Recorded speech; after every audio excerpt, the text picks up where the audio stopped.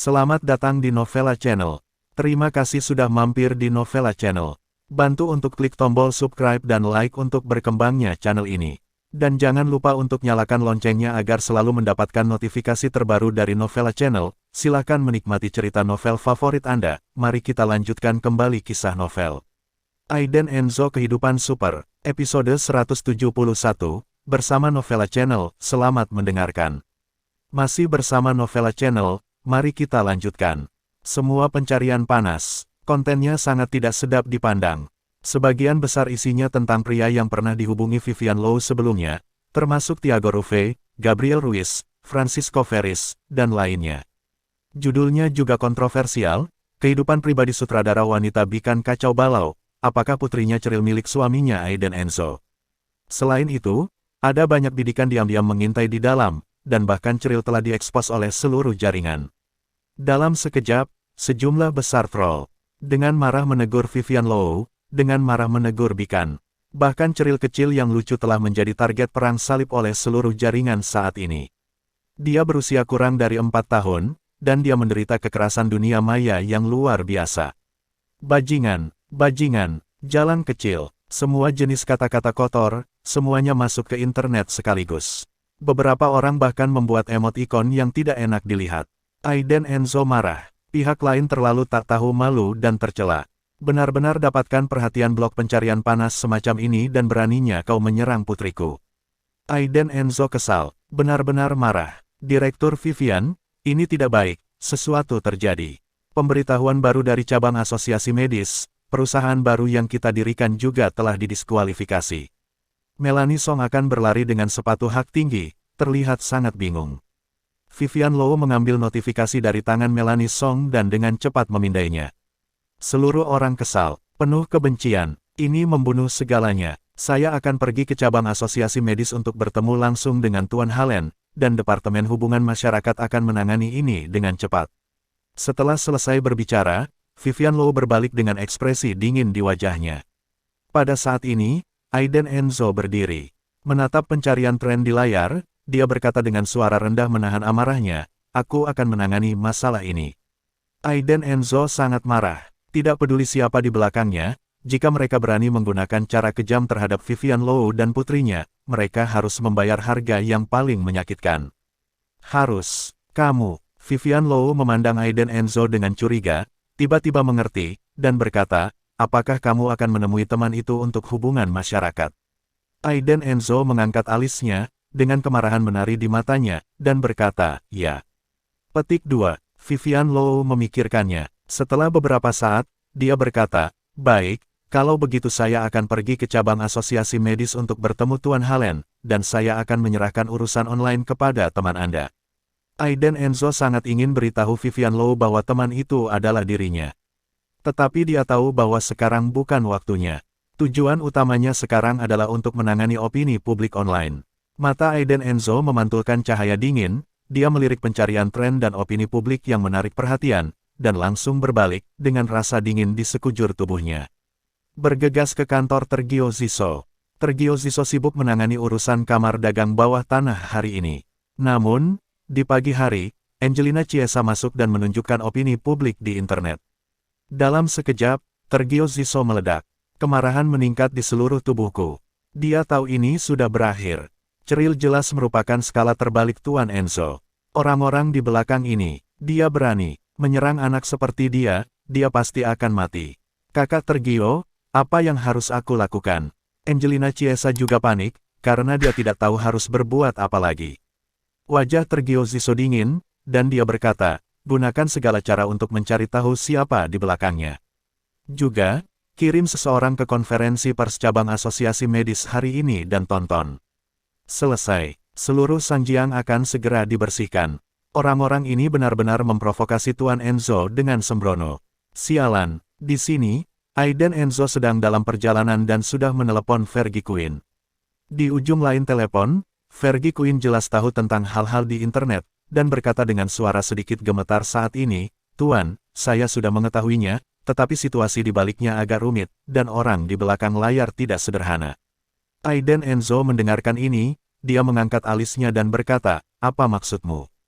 Fergie Quinn segera menjelaskan, "Tuan, pihak lain disebut Charles Bion, seorang petinggi di industri hiburan, dan memiliki 3 perusahaan film dan televisi di bawahnya, dengan aset melebihi puluhan miliar. Apalagi Charles Bion ini masih menjadi tolak ukur dalam industri ini. Dia dikenal sebagai Master Bion. Dia telah bersinggungan dengan bos dari banyak orang kaya, perusahaan terkenal dan bintang populer. Mereka terkait. Jika kita mengambil tindakan terhadapnya, itu berarti kita telah meluncurkan tantangan ke setengah dari industri hiburan. Satu rambut akan menggerakkan seluruh tubuh." Mendengar ini, wajah Aiden Enzo benar-benar dingin, dan dia mendengus dingin, "Maksudmu, biarkan aku menanggungnya." "Kamu salah paham Tuan Muda, maksudku, kali ini masalahnya sangat sulit. Kuharap Tuan Muda berpikir 2 kali, pendapat di internet, tetapi apakah Anda ingin berurusan dengan Charles Bion? Tentu saja, saya mendengarkan Tuan Muda." Fergie Quinn buru-buru menjawab dengan hormat. Dia juga sangat gugup, karena keluarga Enzo sedang dalam kekacauan sekarang. Pergulatan antara keluarga inti dan keluarga cabang sudah mulai terlihat. Saat ini, tindakan agresif Tuan Muda di luar dapat dengan mudah menarik perhatian dan kebencian dari keluarga cabang. Akan ada masalah tertentu bagi Tuan Muda untuk kembali ke Pulau Tianxin di masa depan. Selain itu, untuk berurusan dengan Charles Bion, tidak dapat dihindari untuk berurusan dengan 10 Charles Bion, dan konflik kepentingan di dalamnya terlalu besar. Aiden Enzo terdiam sesaat, rasa dingin yang tidak aktif di matanya meletus sepenuhnya, dan suaranya seperti es. Dia berkata, "Tidak peduli siapa pihak lain, jika menyerang putriku, dia harus membayar harga yang menyakitkan." Kemudian, Aiden Enzo berkata, "Beri saya nomor telepon pihak lain." Segera, sebuah nomor dikirim ke Aiden Enzo, dan saat ini, Aiden Enzo sudah tiba di perusahaan Tergio Ziso. Di pintu, 2 baris pengawal berjas hitam sudah lama menunggu. Tergio Ziso, Angelina Chiesa, dan anggota penting organisasi lainnya berdiri di depan pintu. Menunggu dengan hormat, Tuan Enzo. Aiden Enzo hanya mengangguk ringan dan masuk ke perusahaan dengan cepat. Di belakangnya semua pengawal berjas hitam, berjalan tergesa-gesa. Terkejut, semua karyawan di perusahaan menyerah. Pada saat yang sama, panggilan Aiden Enzo telah dihubungi. Segera, suara laki-laki bernada rendah datang dari ujung telepon. Dia sedikit lebih tua dan bertanya dengan ragu, "Hei, siapa ini? Mengapa Anda memiliki nomor telepon pribadi saya?" Aiden Enzo acuh tak acuh berkata. "Aiden Enzo, hehe, ternyata Tuan Enzo.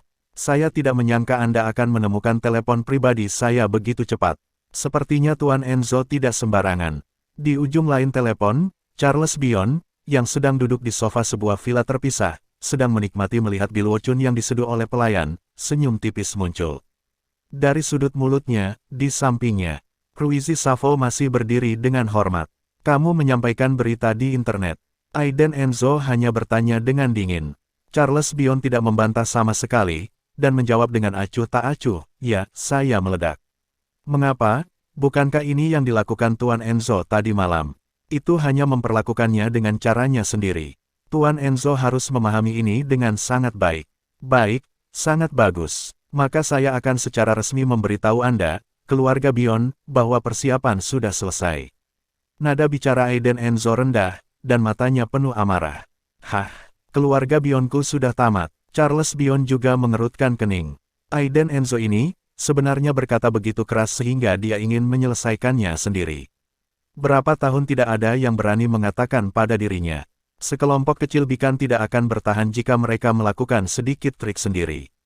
Tapi sekarang, Aiden Enzo ini justru mengambil inisiatif untuk datang dan mengancam dirinya. Dari mana datangnya kepercayaan diri? Ini membuat Charles Bion sedikit khawatir. Lagi pula, dia bisa menemukan nomor telepon pribadinya dalam waktu sesingkat itu, yang bukan orang biasa. Setelah berpikir sejenak, Charles Bion berkata, "Tuan Enzo, apakah Anda benar-benar berpikir Anda dapat menghabisi keluarga Bion saya? Dikatakan bahwa musuh harus diselesaikan daripada diikat. Saya tidak berpikir Aiden Enzo adalah orang biasa. Jika tidak, Anda akan kirim kembali Ruizi Savo kembali 1,5 miliar, dan saya dapat segera membersihkan opini publik tentang istri dan anak perempuan Anda di internet. Bagaimana dengan itu?" 2,5 miliar. Haha. Charles Bion ini jelas memeras. Setelah mendengar kata-kata Charles Bion, Aiden Enzo mencibir dengan dingin dan berkata, "Karena kamu mengatakan itu, maka aku tidak akan berbicara omong kosong. 10 miliar, beli papan peti matimu." Terima kasih sudah mampir di Novela Channel. Bantu untuk klik tombol subscribe dan like-nya untuk berkembangnya channel ini. Novela Channel akan memberikan lebih banyak lagi cerita novel yang lainnya dalam versi audio.